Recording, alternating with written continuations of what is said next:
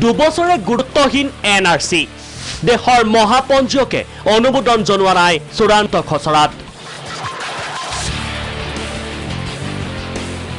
2019 চনৰ 31 আগষ্টত প্ৰকাশ পাইছিল NRCৰ চূড়ান্ত খচৰা 2013 চনৰ পৰা উচ্চতম ন্যায়ালয়ৰ নিৰীক্ষণত প্ৰায় 1600 কোটি টকা ব্যয় সাপেক্ষে প্ৰস্তুত কৰা হৈছিল NRCৰ চূড়ান্ত খচৰা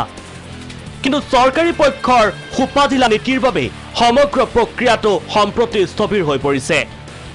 কেন্দ্ৰীয় চৰকাৰে নিজৰ সফলতা বুলি দাবী কৰিলেও পূৰ্বৰ সোণোৱাল নেতৃত্বাধীন ৰাজ্য চৰকাৰে মানি লোৱা নাছিল NRCৰ চূড়ান্ত খচৰা সেইবাবে এতিয়াও সংকটগ্ৰস্ত অৱস্থাত NRCৰ পৰা বাদ পৰা 27 লাখ লোক উচ্চতম ন্যায়ালয়ত NRCৰ অন্যতম গুচৰীয়া APWৰ নেতা অভিজিৎ শৰ্মাৰ মতে NRCত 80 লাখ বিদেশীৰ নাম অন্তৰ্ভুক্ত হৈছে ৰাজ্যৰ 21খন জিলাত 100% পুনৰীক্ষণ দাবী অভিজিৎ শৰ্মাৰ আমি সুখী নহয় NRCখনক লৈ কাৰণ ইয়াত 80 লাখতকৈ বেছি সন্দেহযুক্ত বিদেশী নাগৰিকৰ নাম সোমাইছে সেইকাৰণে আমি কৈছো এতিয়া আৰু 10% 20%ত লাগি নাথাকি 100% ৰিভেৰিফিকেশ্যনৰ কাৰণে যাব NRC উন্নীতকৰণ প্ৰক্ৰিয়া অবিলম্বে সম্পূৰ্ণ কৰিবলৈ চৰকাৰক পদক্ষেপ গ্ৰহণৰ আহ্বান AIDFৰ বিধায়ক ৰফিকুল ইছলামৰ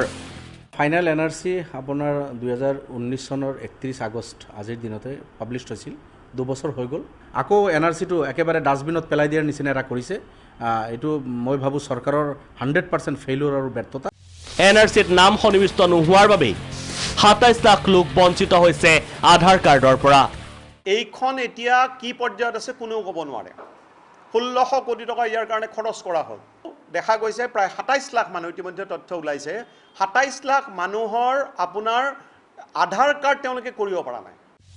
NRCৰ ৰাজ্যিক সমন্বয়ক হিতেশ দেৱ শৰ্মায়ো 100% পুনৰীক্ষণ বিচাৰি শপতনামা দাখিল কৰিছে আদালতত